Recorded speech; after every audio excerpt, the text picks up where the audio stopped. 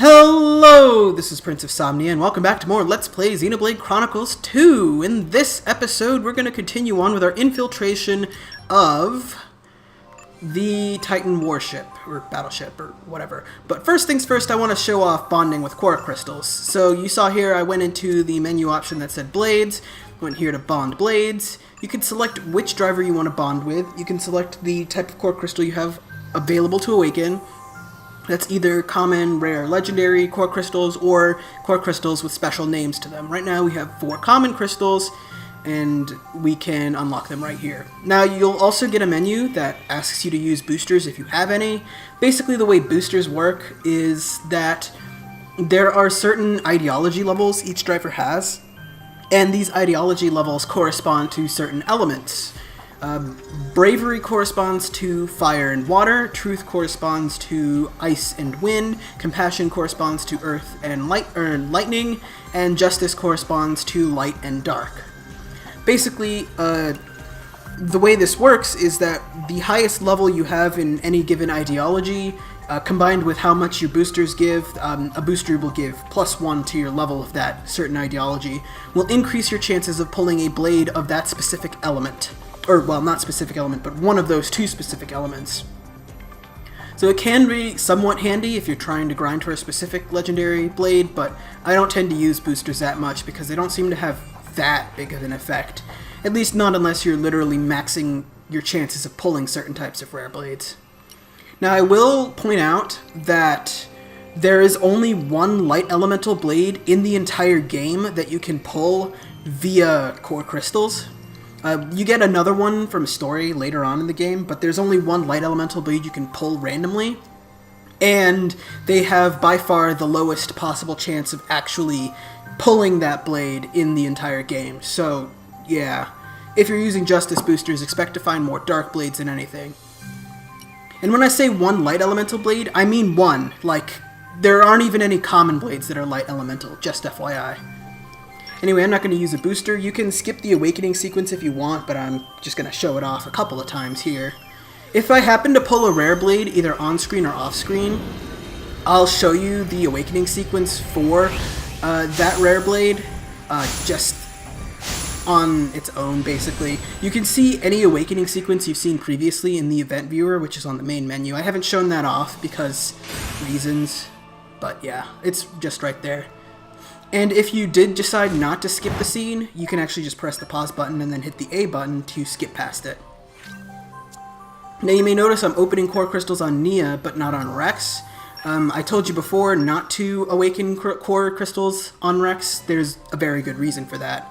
So yeah, I'm just going to keep opening on Nia. My goal is to get her at least one more healing blade. Unfortunately, ooh, nice.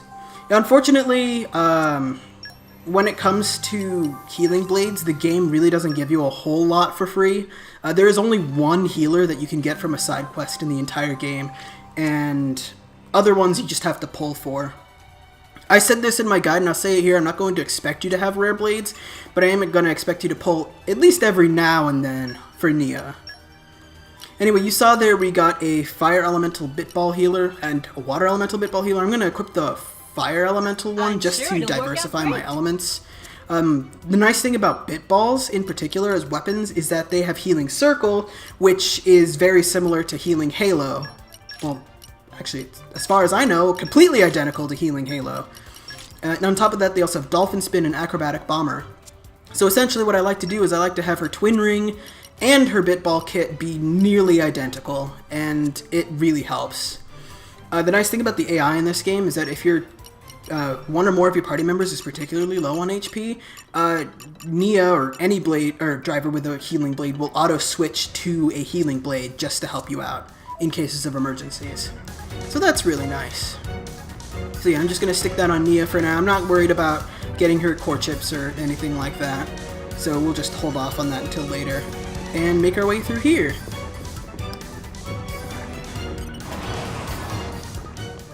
Alright, this is the armory. We need to get through here to get to the hangar, but unfortunately, the door is locked.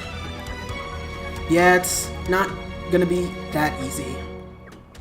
But in order to get the door open, we need to head all the way up there, somehow. And we're gonna have to go the long way around for this one. But yeah, up there is a power switch. You can flick that, and then you'll be able to operate the hangar division console to open the hangar and move on with this place.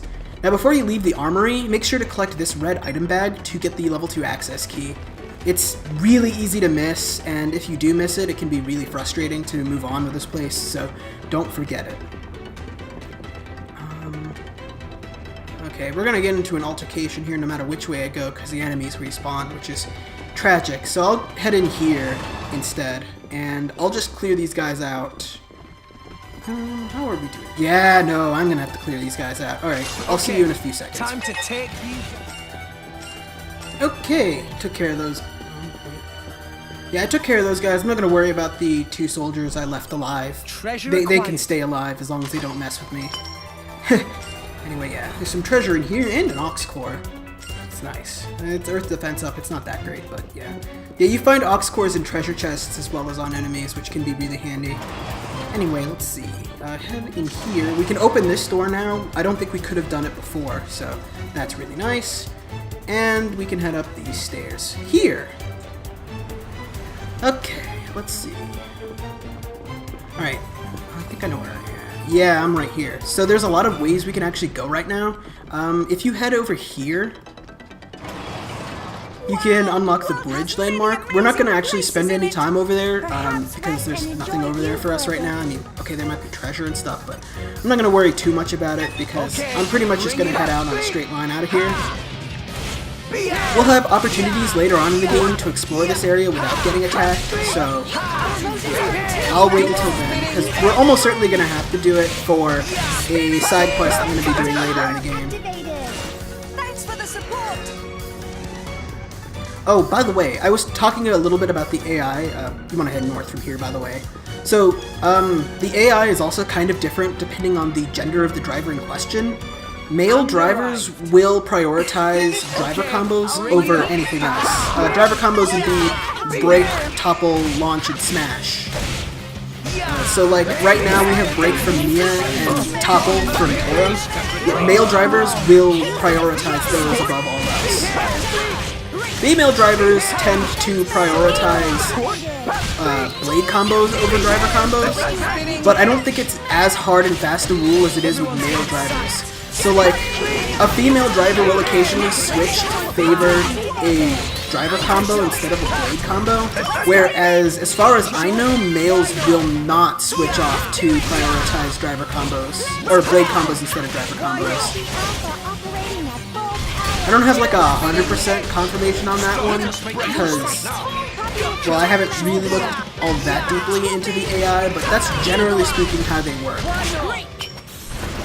I also don't have that much experience with it because I'm, well, never mind. Let's just say I don't pay too much attention to male AI and leave it at that. Now, let's see. There's an enemy over there, the Ardanian fighter. Those guys actually have a lot of HP, and they're kind of hard to fight because he's kind of, you see how he's hovering over the ledge there? Every time you pull an HP potion, it's likely to just fall into the cloud sea instead of somewhere where you can easily access it. So I wouldn't worry too much about getting that. Let's see, I think in here is actually a treasure we can get if we climb up this ladder. Or it might be a dead end, I don't quite remember. Oh, it's a vent we can open. But we don't quite have the super strength or focus for this yet. So, nuts. Yeah, that's about what I thought. Alright. If they seek a fight, they shall get brought. Oh, this guy. Now I'm fired. Also, when it comes to blades, I don't think I've mentioned this before, but it would be a good idea if you haven't yet, or... Anyway, basically what I'm trying to say is, eventually you're going to want to have about level 3 fire in addition to the levels of fire that Pyra has. So just keep that in mind for later. It'd be a good idea to have a common blade with that skill. I got kind of lucky and pulled the fire elemental blade, but it only has up to level 2, so it's not that great. This guy should be dead soon. Yeah, there we go. Yeah, like I said, none of the Ardanian soldiers are at all that threatening, so it's not too bad.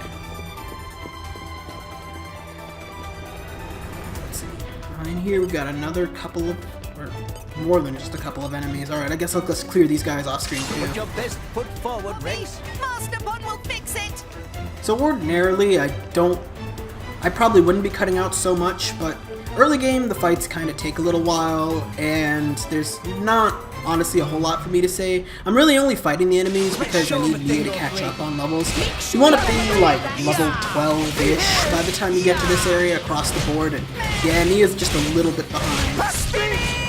I'd also like to try and avoid fast traveling out of here to rescue the inn if at all possible, just because I mean, I guess it doesn't matter in the long run, but it is somewhat immersion breaking that you can just teleport out of here like nothing's happened, but for the sake of the story you kind of have to go through the dungeon anyway. It's one of those things about gameplay and story segregation that's just kind of comes off a little bit weird, but was kind of necessary in order to make the game fun. But yeah, the game at no point will restrict your fast travel access, unlike Xenoblade 1 where it would frequently do that. And I think that's just a game design decision, which, I mean, it's weird, but I guess you just kind of have to live with it, honestly. Anywho, let's head down here, and we can actually make it to the second floor of the armory, where the game's going to try and explain something to us. Over there is what we call a heart-to-heart. I'm just going to turn on the conduit here. And we can actually activate this, so we have a faster way to get down. Anyway, heart-to-hearts are kind of... they're very similar to how they are in Xenoblade 1, where it's kind of like a little conversation between characters.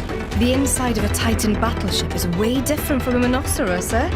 But they're a little bit different in that they're actually voice acted this time around, even though they're dialogue boxes. What is Monoceros? Right, 'cause you saw it, right? Moored at a pier back in Goldmouth. Jin and Poe's black boat. Ah, that really impressive one. It runs without being hooked up to a Titan, right? I'm no expert, but yeah, looked like it. Sound awesome! Tora want to see too! You won't get the chance, unless we see those Torna guys again. Nah. Tora changed mind. Don't need to see. Master Bond changed mind at drop of hat. Well, the Rhinoceros was pretty sweet, but this is nothing to scoff at either. For sure. It's full of things I've never seen before. That's because this vessel is result of latest breakthroughs in Ardanian tech.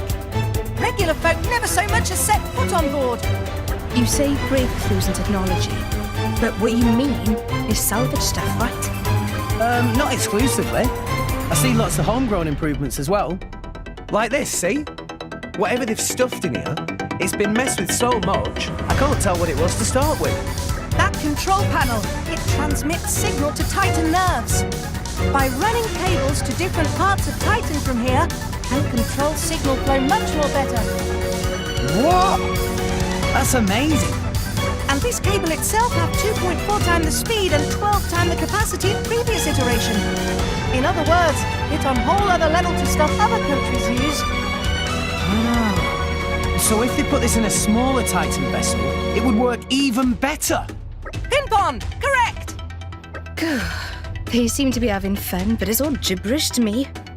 Poppy, what do you think? Okay, every heart-to-heart also has a decision that you can make that influences how much trust a blade that's involved in the conversation will gain. So usually that would be like story blades, but there are heart-to-hearts for rare blades as well. I don't actually remember which choice is the correct one, so I'm just going to pick a random one. That's not even so bad. Oh, really? Poppy have access to much varied information. Considering interests of Masterpon, technology info is especially rich. So for Poppy is not issue following conversation in question. Moreover, if necessary, Poppy could outgeek Masterpon if Poppy tried. Right, okay. I'm sorry I doubted you. No worry, Nia. Poppy can also hold conversation on favorite bug dishes of Nia. You're too kind. I should point out, though, it's not bugs I like, but fish. Meh! Poppy apologize. Poppy update her database now.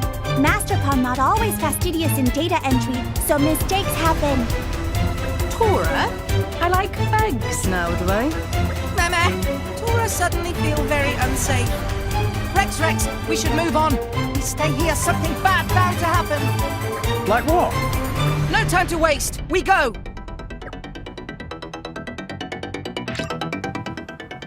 And that's a heart-to-heart. That's basically how they go. You have a cute little conversation with certain characters, and you end up getting a trust reward out of it too. Like, apparently we just got enough trust literally right then to increase Poppy's key affinity, which is kind of impressive, actually. Now, something that Nia just mentioned there during the conversation, she indicated that she actually likes fish, right? Well, the neat little thing about that is that I don't think I mentioned this before, but every driver and blade in the game has certain types of items that they really, really like, as well as a few favorite items. Some common blades may not have as many like slots of liked and loved items as, you know, people with unique designs do. But for example, Nia just mentioned that she really liked fish, right? Well, if you use fish on her... I've been wanting one of these. Yeah, you can see there that she actually really likes it, and its effects will be boosted. So that's really, really nice. It's a nice little clue there, and they like mention stuff like what they like all the time during the game, and it's pretty handy too. I don't, off the top of my head, really know everyone's favorite things, and to be honest, it doesn't really matter when you're trying to grind trust, because there's better ways to do it than using their favorite item. But I do know that one of the things Nia likes is fish. I think Dromark is a fan of meat, if I recall correctly, and Rex surprisingly likes art. I don't know where that came from, but I don't know. I could see it happening. Anyway, there's a lot more to explore of the Ardanian battleship than what I've shown off here, but I'm just going to move on to the end because I would actually like to make some story progress in this episode. And because we're actually getting really close to the end of the chapter.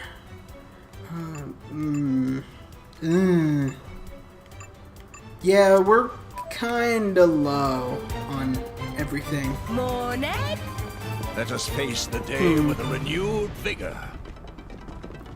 Well, you know, while I'm here, there's still time left in the episode, and I'm not going to move on until the next episode, because I think the next one is just going to straight up be the end of the chapter. But... yeah. Sorry about that. Yeah. So, I think you may have noticed that there's like a drawbridge over here. Oh, it's over there. Yeah. So anyway, yeah, there's a few more areas of the Titan Battleship that I didn't quite get around to exploring. So I kind of want to show that off real quick. Because I know there's like a lot of enemies and treasure that are around here. Yeah, we got the drawbridge controls over here, but we need a key for them. So if you head in here... get to Battle Command, where there are just a ton of enemies around here. So if you need to get some experience before you move on with the story, you can! You can just fight all the guys around here and you'll rake in the dough and probably get a few treasures along the way. I think that red treasure in there might have core crystals or something to that effect. So yeah, I'm basically going to clear out all the enemies in here. It's going to take me a little while. And then in the next episode of Let's Play Xenoblade Chronicles 2, we're going to finish off the Titan Battleship and Chapter 2. See you guys then!